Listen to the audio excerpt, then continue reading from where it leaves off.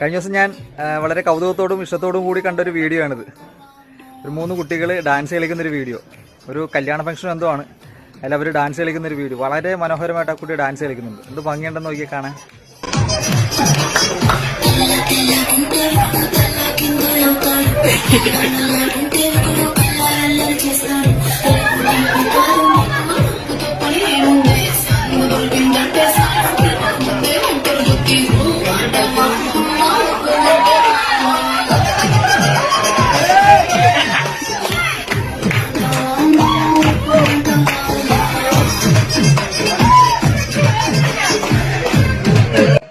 എന്ത് മനോഹരമായിട്ടാണല്ലേ കുട്ടി ഡാൻസ് കളിക്കുന്നത്.